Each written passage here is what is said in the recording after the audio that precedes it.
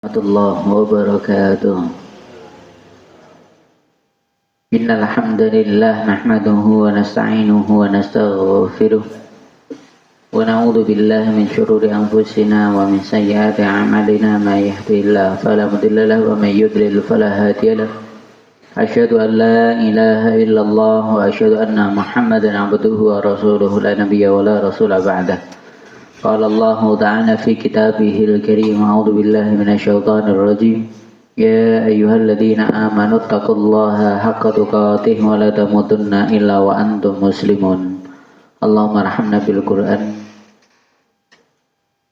Hadirin jamaah salat maghrib yang dirahmati oleh Allah, marilah dalam kesempatan ini kita tingkatkan iman dan takwa kita kepada Allah Subhanahu wa taala.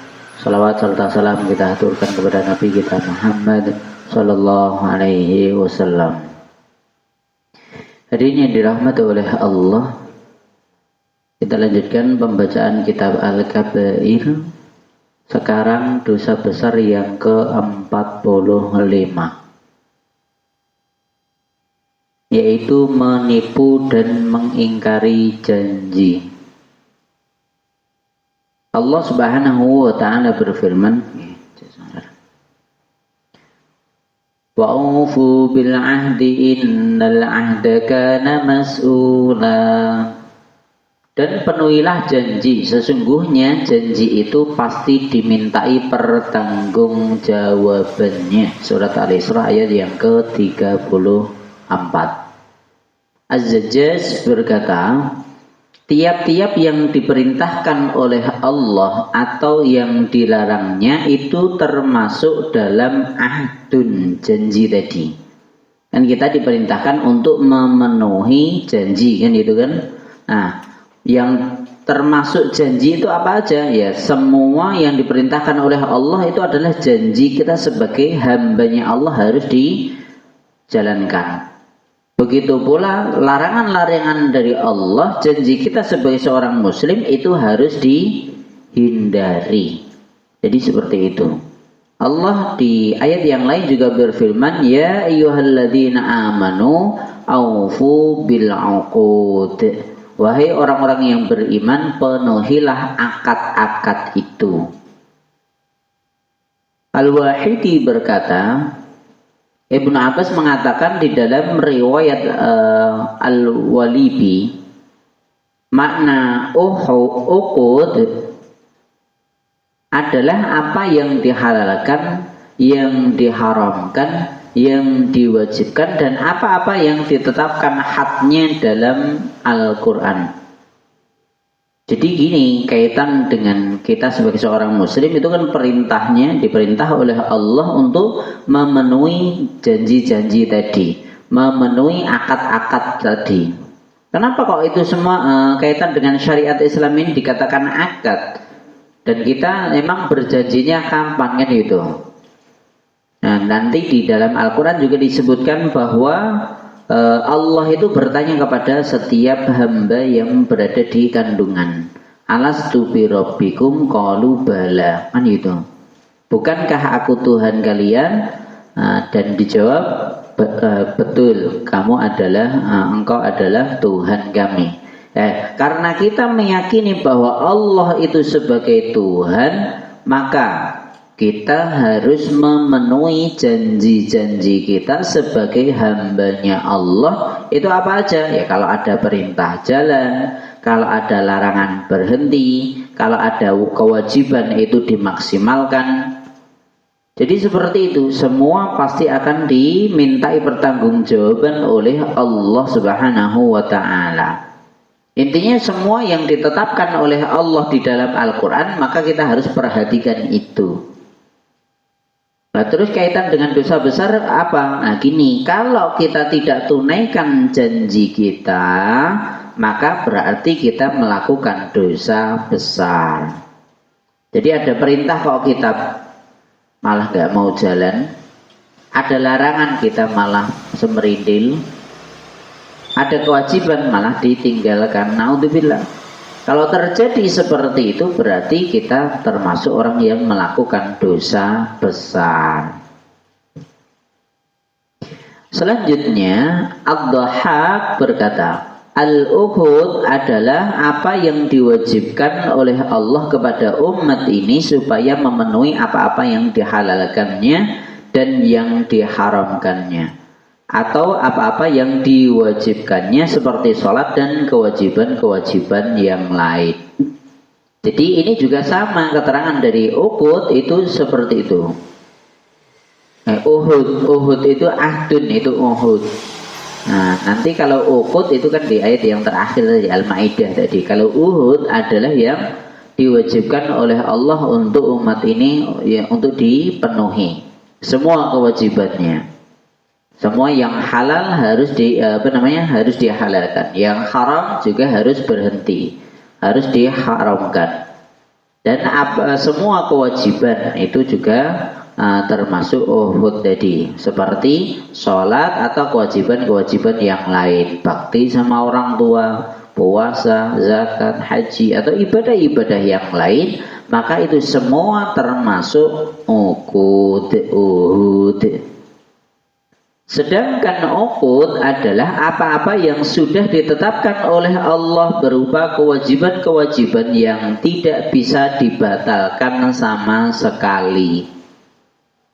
Jadi ya mirip, cuman ada tambahan sedikit saja. Kalau ahdun, janji, itu adalah semua perintah, larangan dan kewajiban yang diwajibkan pada diri kita. Adapun uqud, akdun itu adalah ya mirip dengan itu, cuman ada cumannya. Ada hal yang wajib yang nggak bisa kita batalkan dengan cara apapun. Itu akdun. Jadi seperti itu menurut Ad-Dhahhak. Adapun menurut Muqatil bin Hayyan berkata, patulihilah akad-akad itu, yaitu orang yang diamanahkan oleh Allah kepada kalian di dalam Al-Quran berupa perintah taat kepadanya untuk kalian kerjakan, dan berupa larangan untuk kalian jauhi, juga berupa janji-janji di antara kalian dan kaum musyrikin, serta janji-janji yang ada di antara manusia. Jadi kalau Muqatil ini ngatakannya ya mirip dengan sebelumnya. Jadi akad-akad itu adalah amanat yang ada dalam Al-Quran. Kalau itu perintah jalan, larangan berhenti. Nah, adapun tambahan dari beliau juga berupa janji-janji di antara kita dengan orang lain. Kalau di sini kan disebutkan kalian yakni para sahabat dengan orang-orang Quraisy. Jadi semua janji itu harus ditunaikan. Mungkin pernah saya sampaikan juga kaitan dengan Nabi Shallallahu Alaihi Wasallam itu ketika hijrah itu kan sembunyi-sembunyi. Sering saya sampaikan ini. Ketika hijrah itu kan sembunyi-sembunyi. Bahkan sebelumnya itu sampai dikepung oleh orang-orang atau pemuka-pemuka Quraisy dari berbagai suku yang ada di sana. Untuk apa? Untuk membunuh Nabi, sehingga ketika akhirnya terbunuh mereka nggak bisa disalahkan karena yang bunuh banyak orang kan gitu. Tapi faktanya kan mereka tertidur karena dilempari pasir waktu itu. Nah, setelah Rasulullah pergi itu kan tetap ada yang gantikan beliau, yakni Ali bin Abi Thalib, yang tidur di ranjang beliau, di ranjang Rasulullah Shallallahu Alaihi Wasallam menggantikan beliau itu adalah Ali bin Abi Thalib. Kenapa? Kenapa kok yang dipilih Ali? Karena Ali itu perawakannya mirip Nabi, gantengnya juga mirip Nabi, dan dia adalah sepupunya Nabi Shallallahu Alaihi Wasallam. Jadi seperti itu. Sehingga kenapa kok harus digantikan kok orang Nabi Melayu ngono wae? Ternyata Nabi itu masih memiliki janji-janji atau beliau itu dititipi banyak barang oleh orang-orang Quraisy. Orang Quraisy itu banyak yang titip barang kepada Nabi, dan semua itu akan diberikan kepada Ali supaya nanti semua dikembalikan pada yang berhak. Jadi orang-orang kaya nitip duit itu kepada Nabi Muhammad. nitip barang, nitip pada Nabi Muhammad, dan Nabi selalu menunaikan janjinya, dan amanah yang beliau emban itu juga dijalankan dengan sebaik-baiknya. Jadi sampai Nabi hijrah pun juga Nabi masih dititipi barang-barang orang Quraisy yang pengen bunuh dia tadi. Oh, kok ngono toh Pak? Nek kaitan dengan duit tetap percaya kepada Nabi. Tapi kalau agama mereka nggak percaya dengan Nabi, sehingga mereka pengen membunuh Nabi Shallallahu Alaihi Wasallam. Jadi seperti itu. Nanti kaitan dengan perjanjian kita dengan sesama manusia, bahkan bukan kepada orang beriman sekalipun, tetap harus kita tunaikan. Kenapa seperti itu? Karena orang beriman pasti menunaikan janjinya. Selanjutnya, Nabi Shallallahu Alaihi Wasallam pernah bersabda, Arba'un man kunna fihi kana munafiqan khalisan. 4 perkara yang apabila ada pada diri seseorang, maka dia itu benar-benar seorang munafik. Wa man kanat fihi khaslatun minhunna kanat fihi khaslatun minan nifaqi. Apabila salah satu di antara 4 itu tadi ada pada seseorang, maka pada dirinya ada berarti dia ada sifat orang munafik sampai dia meninggalkan sama sekali, hatta yada'ha. Terus 4 tadi apa? Idza atumina khana, apabila diberi amanat dia khianat.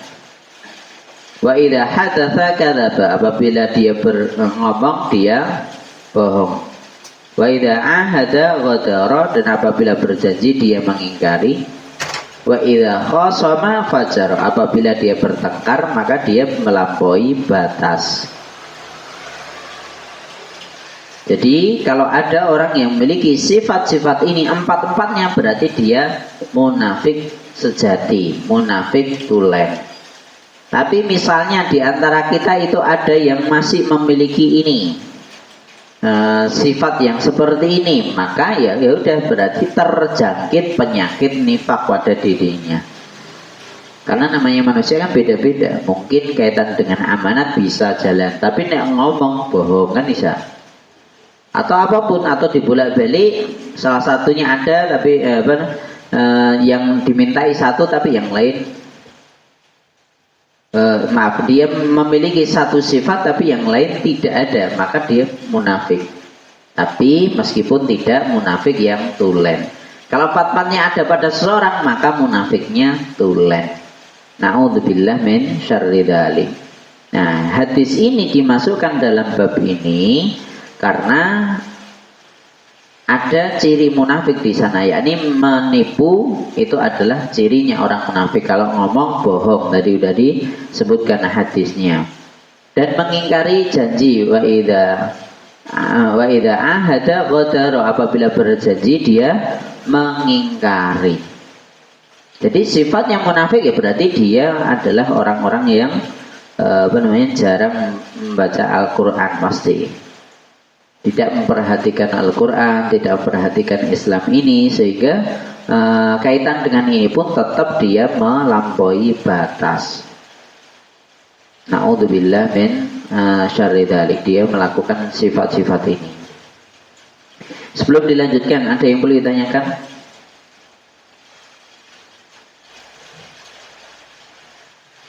Pun ngantuk.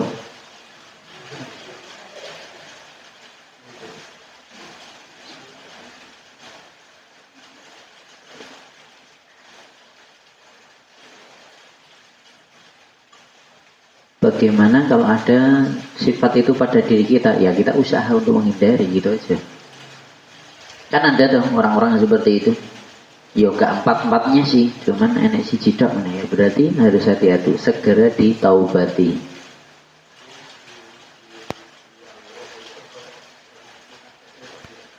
Gimana?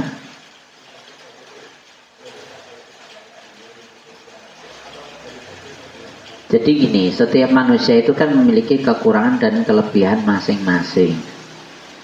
Paham ya sampai sini ya? Nah, lantas apa yang harus kita lakukan? Kita maksimalkan, optimalkan kelebihan kita. Kekurangan kita minimalisir. Wis ngono. Lantas kalau ternyata kekurangan kita itu ada salah satu sifat ini, ya udah, kita harus segera menyadari bahwa itu kejelekan kita, kekurangan kita. Dan setelah itu kita harus memperkecil potensi untuk melakukan itu. Dengan cara apa? Kita maksimalkan kemampuan yang ada pada kelebihan-kelebihan kita.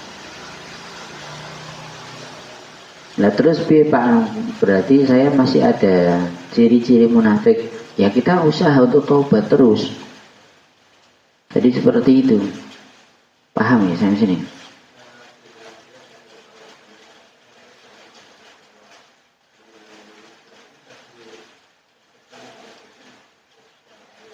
Betul. Nah, maka dari itu kalau kita ngaji, kalau kita belajar, nah kita insya Allah justru akan memperbaiki diri kita. Kita akan memperbaiki diri kita. Kita dinasihati, segera perbaiki. Nah itu cirinya orang ahli surga itu seperti itu. Nah, kalau semua orang sudah ditakdirkan, wis ngerti surga neraka. Tapi faktanya kan kita nggak tahu kita surga atau neraka kan gitu.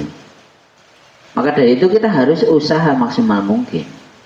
Sampai ketika bahas tentang takdir juga pernah saya sampaikan bahwa sampai sahabat bilang, lah ngapain kita harus usaha? Ngapain kita harus cari rezeki? Jadinya rezeki harus ditetapke, engko teko dhewe. Lah ya wis turu wae. Kan enggak seperti itu juga toh. Karena belum tahu. Namun Nabi tetap bersabda ketika ada sahabat yang tanya seperti itu, Nabi tetap membalas. Kullun muyassarun lima khuliqalahu. Setiap kalian itu akan dimudahkan sesuai dengan takdirnya. Kalau dia takdirnya baik, pasti mudah diajak kebaikan. Tapi kalau takdirnya jelek, pasti mudahnya melakukan kejelekan. Ya tinggal diri kita yang seperti apa, ciri-ciri yang tahu diri kita masing-masing. Ya tadi ada sifat ciri-ciri munafik ada 4. Jadi apabila ngomong bohong, berjanji, ngingkari, diberi amanat, khianat. Yang keempat itu apabila bertengkar dia berlebih-lebihan.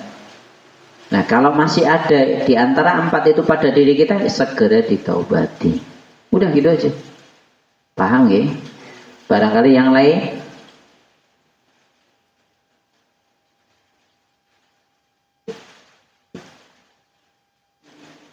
Beberapa hari yang lalu saya lihat Ustadz Timur Tengah, Kiai Timur Tengah, Syekh udah tua, jenggotan, ditanya sama muridnya, wahai Syekh, saya ini memiliki kekurangan atau kelebihan, kelemahan saya melakukan maksiat, tapi saya lakukan maksiat itu ketika sendiri dan saya sembunyi. Setelah melakukan maksiat itu, saya mesti taubat setelahnya. Jadi dia memiliki kekurangan. Tapi saya juga biasa menyampaikan dakwah Islam ini. Jadi biasa dakwah, ternyata masih memiliki dosa yang masih biasa dia lakukan, meskipun dia lakukan sembunyi dan dia taubati setelahnya. Terus apa yang harus saya lakukan? Wahai Syekh, wahai guru, jawabannya apa? Pertama, kamu melakukan maksiat kok sembunyi, itu udah ada indikasi bahwa kamu punya malu. Bahwa kamu punya malu. Kalau punya malu itu udah ada untuk jadi baik itu lebih mudah daripada kamu melakukan maksiat kok nggak malu. Itu susah untuk memperbaiki. Ya, berarti kalau kamu masih melakukan seperti itu ya setelah melakukannya segera taubat, udah. Melakukan lagi, taubat lagi. Harapannya apa? Harapannya dengan berkali-kali taubat itu Allah mudahkan untuk menjauhkan kejelekan yang masih tersembunyi tadi, sehingga kita akan menghindari maksiat tadi. Ya kan kita juga sama untuk melihat orang lain, untuk sembuh dari perbuatan kesalahan itu kan harus bertahap kan gitu. Meskipun kamu melakukan maksiat ya taubat setelahnya. Karena kita bisa jadi setua ini pun masih memiliki maksiat yang masih jalan terus. Maka itu harus kita taubati terus menerus. Lantas jawaban yang kedua, dakwahmu itu udah bagus. Dan di dalam Islam amar ma'ruf nahi mungkar atau berdakwah nyampaikan syariat itu adalah perintah dari Al-Quran. Kamu harus jalan. Nah, ketika kamu dakwah, seseorang melakukan dakwah itu tidak dijadikan syarat bahwa dia harus maksum dulu. Maksum apa? Maksum itu terjaga dari maksiat atau dia itu udah bersih dulu. Nggak ada nggak ada syarat seperti itu. Sehingga meskipun kamu memiliki kesalahan, bahkan bisa jadi itu maksiat, tapi kamu lakukan sembunyi dan kamu usaha untuk taubat juga, itu bukan berarti terus kamu gugur kewajibanmu menyampaikan syariat. Karena menyampaikan syariat itu tetap wajib. Lantas misalnya baru gue jenengan minder, aku elek kayak gini dakwah terus besok aku gak ngisi meneh. Misalnya lo ya. Berarti kesalahanmu dua. Pertama melakukan maksiat. Kedua meninggalkan dakwah. Tapi kalau kamu maksiat tetap jalan, sembunyi-sembunyi, usaha taubat, bagus. Setelah itu kalau kamu masih dakwah berarti kamu yes,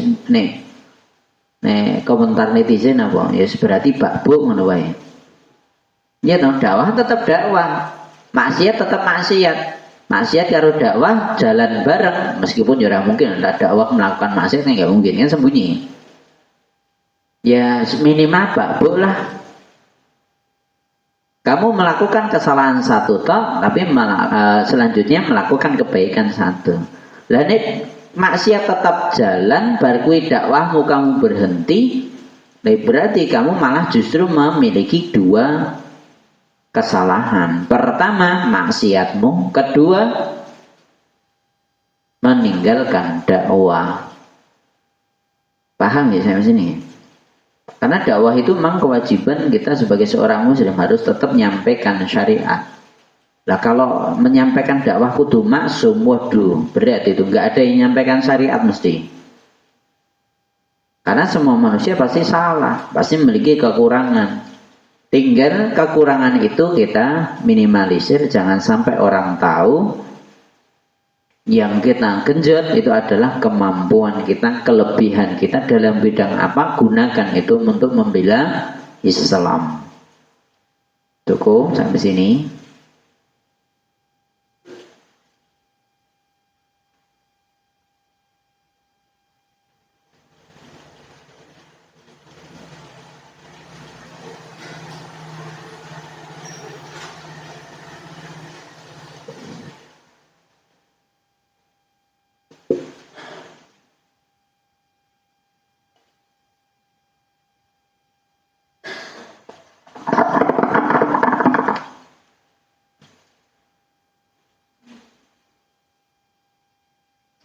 Terima kasih. Kalau menurut saya ini dari tulisan-tulisan ini itu saya yakin sekali bahwa memang manusia itu sudah melekat ada sifat yang tadi disebutkan, salah satunya munafik tadi. Jadi perlu kita untuk berubah. Hanya kebanyakan sifat manusia itu kan bisa melihat orang lain daripada diri sendiri. Nah, itu yang kebanyakan kalau saya melihat, mungkin seperti saya juga. Seperti kalau orang tua itu kalau ada nuturi itu yang bisa kowe ojo rumongso ning rumongso. Ojo rumongso bisa. Rumongso, berarti ngerumangsani. Nah, ini yang dikatakan mudah tapi tidak gampang untuk dilaksanakan. Jadi kalau tobat itu mungkin lebih mudah daripada merubah. Kalau tadi melakukan, wah bertobat. Tapi besok namanya sudah sifatnya, ya melakukan lagi. Nah kalau itu kan apa namanya seiring juga ada katanya manusia itu memang pelupa. Nah ini terus apa namanya? Ya inilah isi dunia. Menyadari diri sendiri itu kan tidak gampang gitu loh. Jadi kalau ini ada tuntunan kita harus merubah itu baca bisa. Tapi begitu lepas dari ini untuk menyadari ini yang menurut saya kok tidak gampang. Terima kasih. Iya. Memang faktanya memang seperti itu. Makanya tadi dia melakukan maksiat, tobat setelahnya maksiat lagi, tobat lagi. Yang penting pertama harus punya malu tadi. Karena ciri-ciri dosa itu ya kalau kamu melakukan malu dilihat oleh orang lain kan gitu. Nah yang penting punya malu dulu. Kalau punya malu berarti insya Allah akan ada keinginan untuk tobat. Nah, dan tentunya ketika melakukan maksiat itu memang namanya kita mempunyai musuh dua. Pertama setan, kedua hawa nafsu. Pertama syaitan, kedua hawa nafsu. Yang penting jangan sampai seperti kebanyakan orang, wis aku maksiat sesuk tobat, maksiat meh tobat meneh orang. Tapi yang penting kita usaha untuk menghindari maksiat itu. Meskipun nanti ya terjerumus lagi hawa nafsu seperti itu lagi. Memang terkadang lebih-lebih ketika kita sendiri. Lebih-lebih ketika kita sendiri, sembunyi, itu sifat kita yang asli akan keluar. Kelemahan kita itu akan keluar lagi. Setan akan lebih mudah melakukan membisi diri kita. Coba pas ngaji ini kan ya mungkin maksiat. Nah, pasti maksiatnya ketika sendiri, jauh dari teman-teman, jauh dari keluarga, panjang diri. Nah, na'udzubillah min syarri dzalik. Yang penting kita harus menyadari itu dan segera mentaubati. Cukup sampai sini? Monggo Bu, silakan. Terkait dengan syiar Islam dan dakwah atau menyampaikan syariat tadi. Kalau syiar Islam ini kan terkait dengan perilaku seseorang yang bagaimana agar orang-orang itu memandangnya orang yang beragama Islam, perilaku atau akhlak orang yang beragama Islam. Tapi kalau yang dakwah menyampaikan syariat tadi, menyampaikan kebenaran itu perbedaannya di mana antara syiar Islam dan dakwah atau menyampaikan syariat Islam. Jadi kalau dakwah itu kan menyampaikan. Kalau syiar itu bisa jadi nggak harus nyampaikan, tapi menunjukkan jati diri kita, kelakuan kita, berinteraksi sosial kita dengan sesama, itu menunjukkan bahwa diri kita seorang muslim, atau keseharian kita menunjukkan diri kita seorang muslim. Itu adalah syiar. Jadi seperti itu.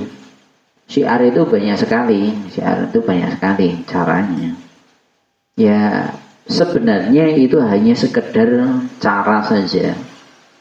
Sebenarnya ya 11-12 antara dakwah. Kalau dakwah memang identiknya dengan menyampaikan dakwah ketika taklim seperti ini, khutbah Jumat atau nanti yang lain sebagainya, atau nasihati orang lain, itu kan dakwah seperti itu.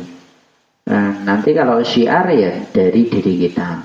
Ya kalau dalam pendidikan namanya syiar itu adalah contoh daripada diri kita. Keteladanan. Kalau pendidikan itu keteladanan itu nanti urusannya syiar. Atau misalnya kalau keteladanan untuk diri kita saja. Kalau syiar itu bisa jadi untuk diri kita dan kita ngajak orang lain. Yuk kita syiar, tunjukkan bahwa diri kita itu adalah seorang muslim. Jadi seperti itu saja. Nah, yang penting kita ada usaha di situ dan pasti akan ada pahala di sana. Nah, ada usaha maka akan ada pahala. Yang penting ada usahanya. Bukan cuman retorika, bukan cuman sekedar omongan saja. Tapi tetap menjalankan sesuai dengan kemampuan kita masing-masing. Ya, kira cukup nggih? Kita lanjutkan, kita selesaikan. Beliau juga pernah bersabda, likulli ghadirin liwa'un yaumal qiyamah. Yuqalu hadhihi ghadratu fulanin ibnu fulan. Pada hari kiamat kelak, setiap penipu akan memiliki bendera. Dan dikatakan inilah pengkhianatan fulan bin fulan. Na'udzubillah min syarri dzalik. Jadi di akhirat akan ketahuan ini penipu, ini biasa mengingkari janjinya, pembohong. Mungkin kalau zaman sekarang koruptor, ya no. Mungkin ini Indonesia korupsi ektp kan, sing melu kan oke banget itu. Enek benderane, nah benderane itu sing nyekel sapa, sing paling gede. Ya seperti itu, naudzubillah. Sehingga nanti akan dipanggil. Ini adalah penipu si pulang, pengkhianat namanya ini, dan pengikut-pengikutnya. Na'udzubillah min syarri dzalik. Jadi di akhirat pun juga akan dipermalukan sebelum masuk neraka ini. Bendera ini tentunya sebelum masuk neraka. Na'udzubillah tsumma na'udzubillah. Rasulullah SAW juga pernah bersabda, qala Allah Ta'ala berfirman, berarti hadisnya hadis qudsi, Salatun ana khosmuhum yaumal qiyamah. Ada 3 golongan yang aku akan memerangi dia, akan bertengkar dengan dia, akan perkarakan dia di hari kiamat nanti. Rajulun aqtabi tsumma ghadara.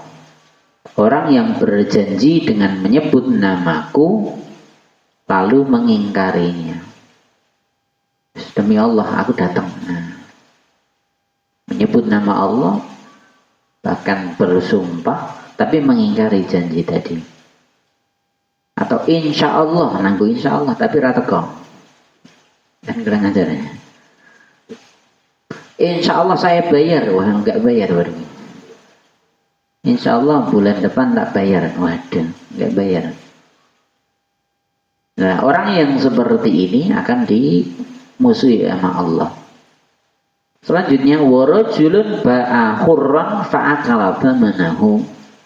Seseorang yang menjual orang merdeka lalu memakan hasilnya. Nah, contoh paling mudah ya seperti yang kemarin saya sampaikan, penyedia outsourcing. Nah, itu seperti itu.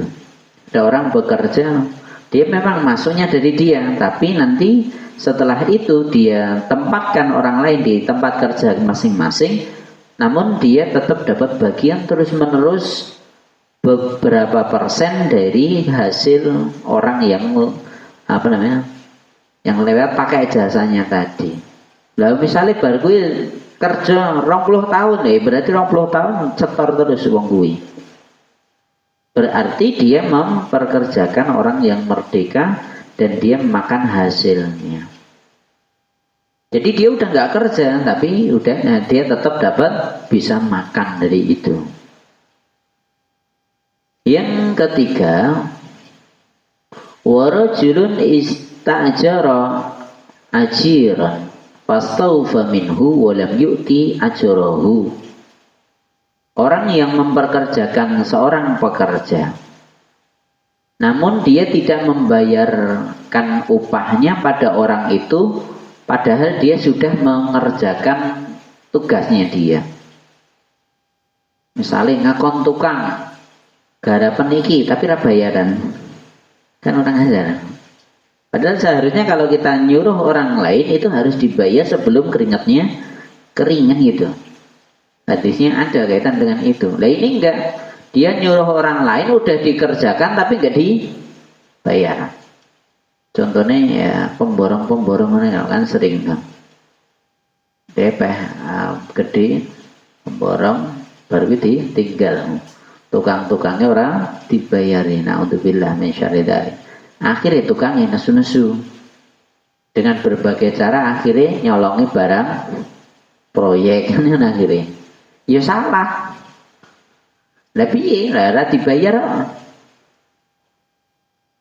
Yang nyolong salah, yang tidak membayar juga salah. Saya nggak bela siapapun, tapi ini fakta sering terjadi di sekitar kita. Nah, orang seperti ini itu akan dimusuhi, diperangi oleh Allah. Allah akan marah sama mereka. Nah, yang pertama tadi janji tapi mengingkari, menyebut nama Allah, bersumpah tapi mengingkari. Kedua, orang yang memperkerjakan, menjual orang merdeka dan makan hasilnya. Kecuali budak deh ya, kecuali budak. Kalau budak kan jelas dia perkerjakan, nanti budak ngasih duit hasilnya, boleh karena dia kan budaknya. Kalau ini merdeka, apalagi setelah runtuhnya khilafah Islamiyah itu kan udah tidak dihapuskan perbudakan kan gitu, udah nggak ada budak lagi. Nah, kalau budak, silakan kamu punya budak terus kamu perkerjakan, kamu dapat hasilnya, silakan. Tapi kalau orang merdeka, kalau kamu perlakukan seperti itu, maka itu haram. Selanjutnya, man khala ayatan min ta'ah falaki Allah yaumal qiyamah wala hujjata lahu wa man mata wa laysa fi 'unuqihi bai'ah mata mitatan jahiliyah. Barang siapa melapaskan tangannya dari ketaatan, dia akan menjumpai Allah pada hari kiamat tanpa dapat membawa hujjah atau alasan. Dan barang siapa mati tanpa ada ikatan baiat, jadi janji setia dengan pimpinan, dia mati dalam keadaan jahiliyah. Ini kalau memang ada pimpinan Islam untuk seluruh dunia. Ya, maksudnya khala ayat dan min ta'ah itu maksudnya gini, misalnya ada khalifah misalnya, satu pimpinan muslim untuk seluruh dunia.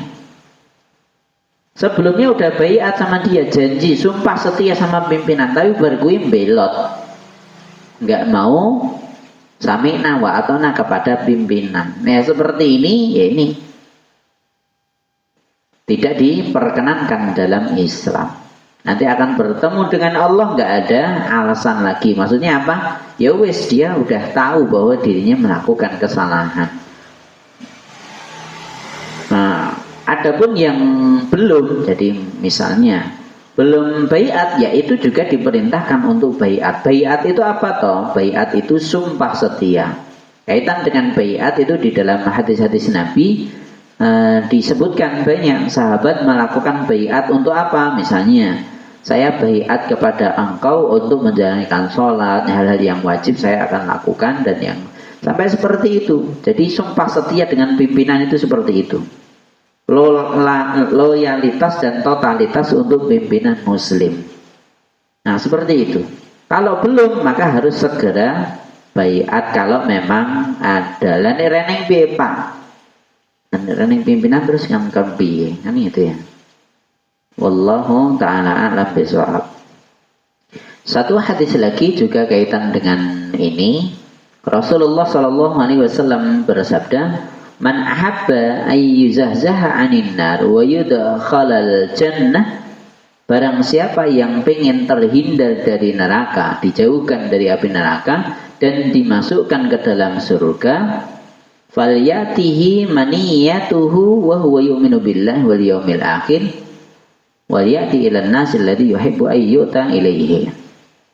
Hendaklah dia meninggalkan dunia dalam keadaan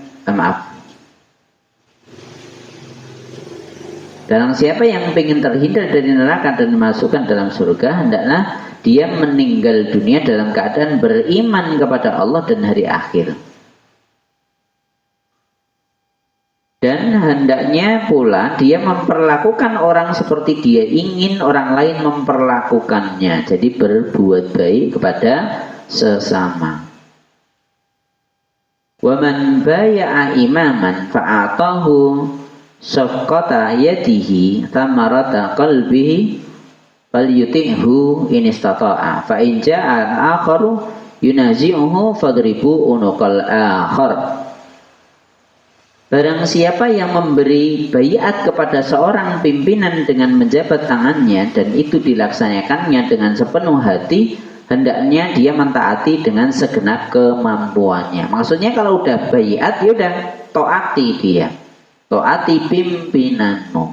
Nanti di hadis yang lain disebutkan as-sam'u wa ta'ah, mendengarkan dan taat ala mar'i muslimin fi ma'habba wa kariha ma lam yu'mar bil ma'siyatin. Mendengar dan taat kepada pemimpin itu harus dijalankan pada segala hal yang bisa jadi dicintai dan bisa jadi tidak dia cintai. Misalnya pimpinan ini sosok ya nganyelki. Nek perintahnya bagus menguntungkan itu rakyat kan seneng. Tapi kan juga ada yang bikin kebijakan itu nyusahkan rakyat. Ya fima habba wa kariha ma lam yu'mar bi ma'siyatin, selagi pimpinan tadi tidak memerintahkan untuk maksiat. Fa idza umira bi ma'siyatin fala sam'a wa la ta'ata. Kalau pimpinan tadi udah nyeleweng dari syariat, maka tidak ada kata taat kepada makhluk untuk memaksiati Allah Subhanahu wa ta'ala. Namun bila mana kita udah taat kepada pimpinan gitu ya, udah taat, ternyata ada orang lain yang merebut kepemimpinan kita, maka penggallah dia. Maksudnya apa? Perangi dia. Itu diperkenankan kalau dalam bahasa kita itu orang yang kudeta misalnya, maka itu boleh diperangi. Ya ini semua kaitan dengan janji.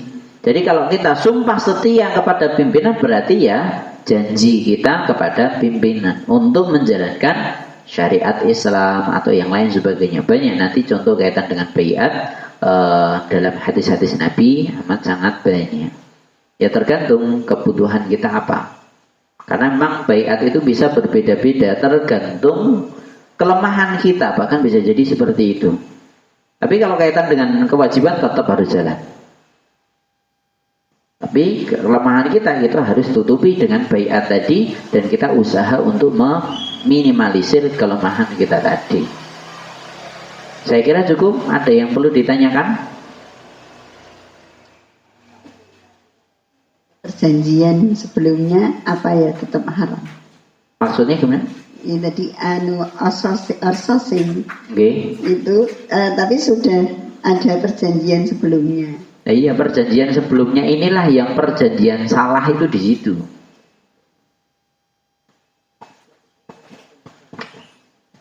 Jadi nanti kaitannya dengan orang yang bisa membantu orang lain itu harus ikhlas. Dalam Islam itu harus ikhlas. Ya sama seperti perjanjian, kayak riba, itu kan perjanjian di awal, tapi kan riba itu, maka haram, nggak boleh. Seperti itu. Kecuali gini, kau lewat aku nanti kamu bayar aku dulu, udah setelah itu kamu udah pindah sana, udah urusan masing-masing. Baru kerja gaji mendewe. Kau lewat aku, bayar aku, apa jasaku untuk ini, ya silahkan. Perjanjian seperti itu ya silahkan. Tapi setelah itu dia kerja, gaji ya PNKP. Jangan sampai setelah itu kok masih tetap setor terus. Meskipun ya jane ora kudu setor, kok wis potong gaji mlebu ning gone. Lah seperti itu kan tidak diperkenankan. Jadi kan menjual orang merdeka. Dan ini kenapa diharamkan? Karena ini ya tadi menyebabkan yang kaya tambah kaya, yang miskin tambah miskin. Dalam Islam tidak diperkenankan seperti itu. Bukan berarti kaya nggak boleh kaya loh ya. Silahkan kaya boleh. Miskin pun juga dalam Islam juga bisa jadi. Tapi jangan sampai melakukan kecurangan-kecurangan seperti ini. Dan ini termasuk memakan harta orang lain dengan cara yang batil, tidak sesuai dengan syariat Islam. Ini pernah saya sampaikan, hadis ini bukan baru pertama kali. Sebelumnya kaitan dengan riba juga ada hadis ini. Membantu orang lain itu harus ikhlas. Jadi seperti itu. Jadi perjanjian yang menyalahi syariat, maka itu tidak boleh dijalankan.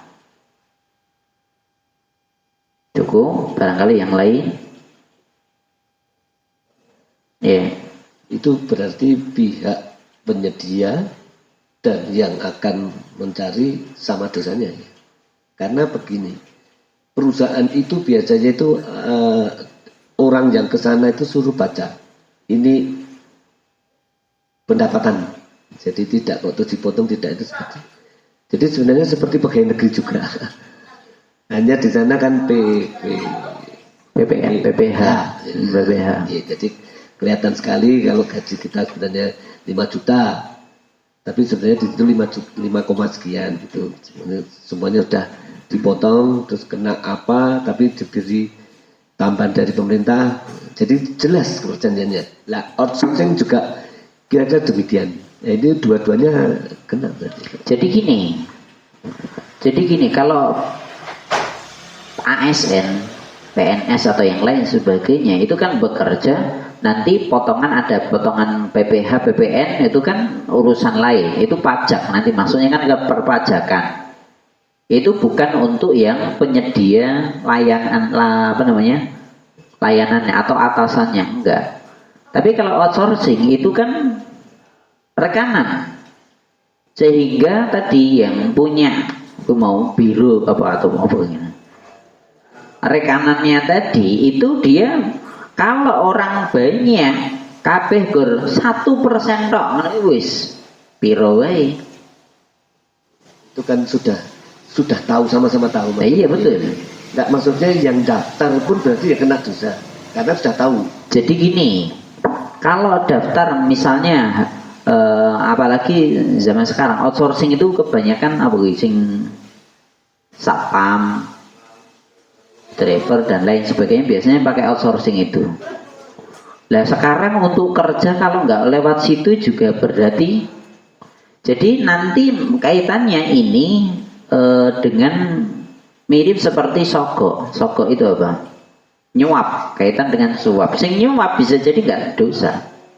Kan kaitan dengan suap menyuap udah saya sampaikan nggih. Kalau memang dia berhak, kok akhirnya dia tetap nyuap seperti itu, maka dia nggak dosa. Tapi kalau dia nggak berhak kok akhirnya nyuap, berarti dia dosa dan hasilnya dosa, kan gitu. Nah kalau outsourcing ini bisa jadi pegawainya, pekerjanya ini nggak dosa. Karena saya piye naik dari satpam nek ora lewat nggon rekanan ini tadi nggak bisa kerja kok. Sopir juga sama. Atau bisa jadi OB yang bersih-bersih kan juga biasanya juga outsourcing juga. Nah seperti itu, udah kasihan, udah gajinya cilik, ya toh. Sopir gajinya cilik. Hanya pengertian kita kan outsourcing hanya security alias satpam atau driver. Tapi sebenarnya kelas Pertamina, kelas pertambangan, kelas survei itu tenaga outsourcing semua. Tapi gajinya minimal 50 juta. Itu kan karena tidak diperas, Pak. Tapi sebenarnya itu juga lewat kontraktor tadi. Itu potongannya juga gede, tapi hasilnya juga gede. Potongannya ini nanti kembali kemana gitu loh. Kalau kembali ke negara ini kan untuk kebersamaan. Kan masuknya perpajakan, maksudnya di perpajakan nanti digunakan untuk operasional negara lagi kan gitu. Nah masalahnya ini kalau masuknya ke kantong pribadi, ini yang bermasalah kalau masuk ke kantong pribadi itu. Justru itu yang dipermasalahkan di sini itu.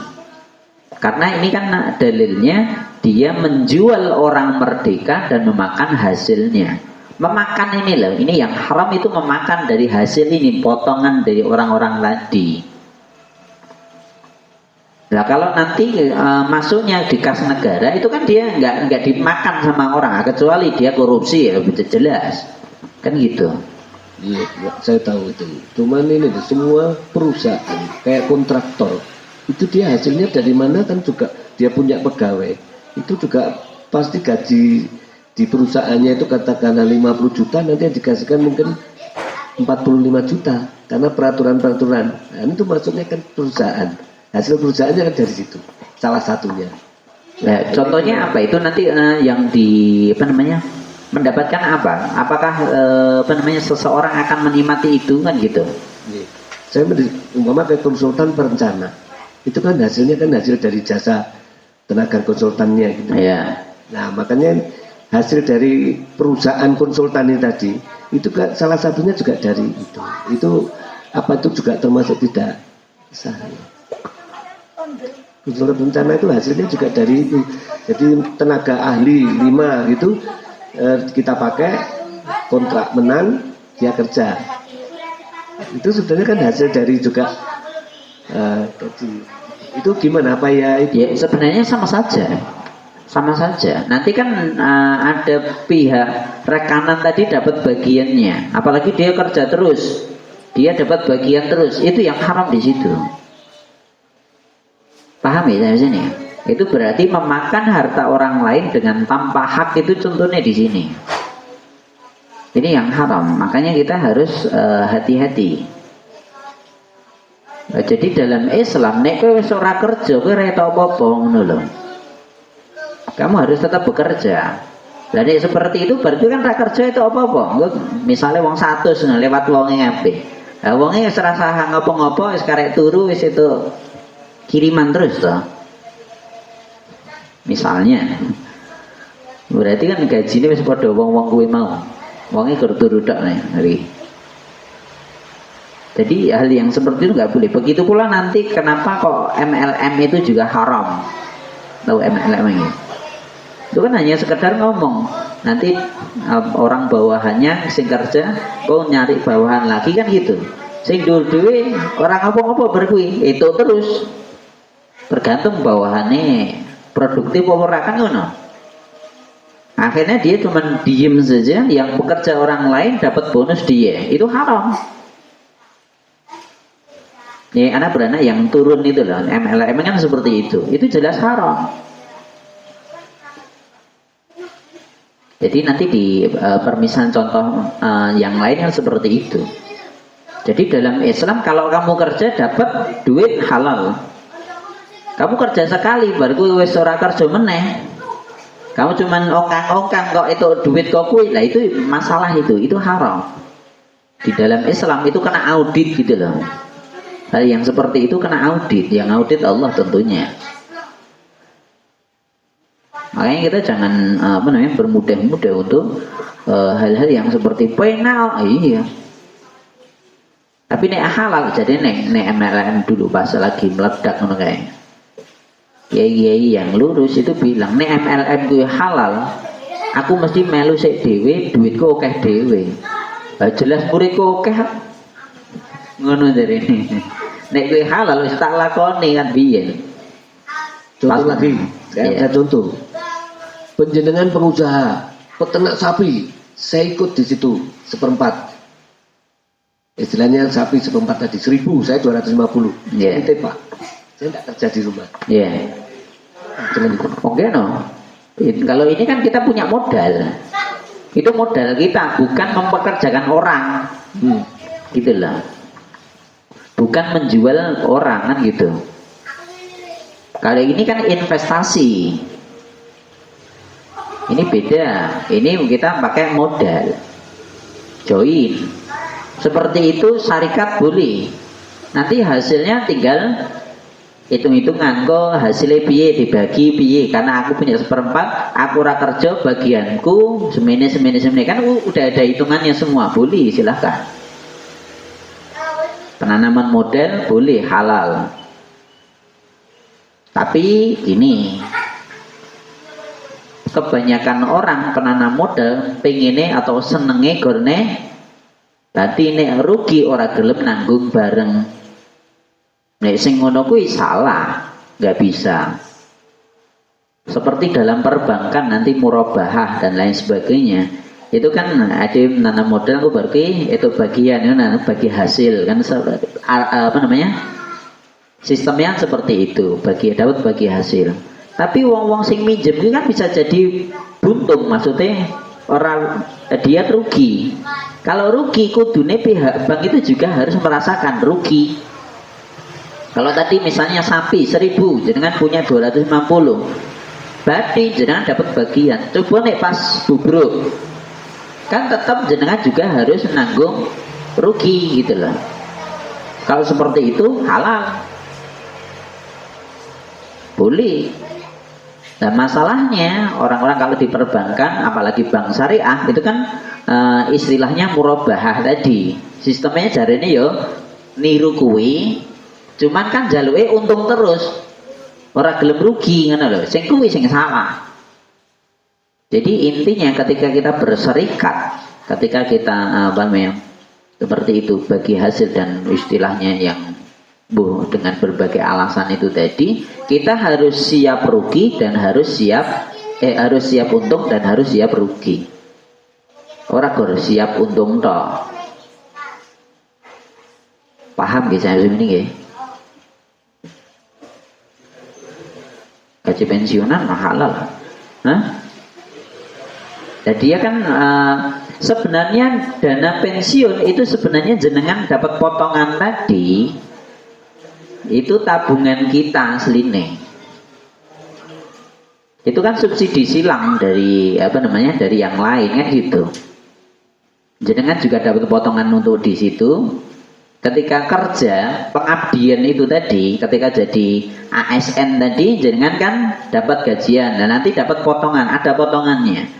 Potongan ini untuk apa toh? Potongan ini nanti dikumpulkan untuk ketika jenengan pensiun.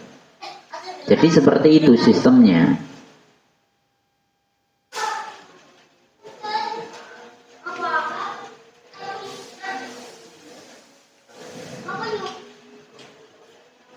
Wah, saya kalau itu tidak tahu saya. Iya. Iya. Oh, itu enggak ada potongan itu ya? Ah, betul. Memang seperti itu. Sistemnya memang seperti itu. Jadi kemungkinan itu memang diasuransikan gitu loh. Nah, jadi sistemnya mirip seperti asuransi itu. Tapi kan meskipun kalau saya ditanya tentang asuransi itu dalam Islam kan memang juga tanda tangannya besar itu. Tanda tanya besar. Tapi nih ada yang mlebu ASN, asuransi kaitan dengan asuransi ini kan kewajiban. Kudu melu ngono lho. Oke wis nek jenengan mlebu kono mesti wis didaftarke ngono-ngono kuwi kabeh. Wis katut kabeh ngono lho. Kita nggak bisa, aku ora gelem iki kan ora iso kowe. Nah betul. Termasuk BPJS itu mesti wis langsung daftar dhewe. Meskipun jane ya akhirnya dia tetap dipotong go kuwi semua toh. Nah tetap seperti itu. Kita nggak bisa keluar dari sistemnya karena kita udah masuk di situ. Cukup.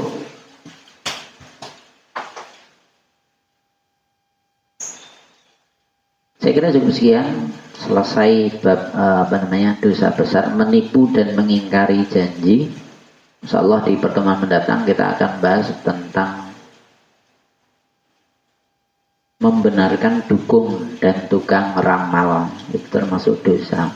Jelas dosa besar. Hadis-hadisnya banyak kaitan dengan ini. Saya kira cukup sekian, kurang lebihnya mohon maaf. Wa aqulu qauli hadza wa astaghfirullah li wa lakum walhamdulillahirabbil alamin. Assalamualaikum warahmatullahi wabarakatuh.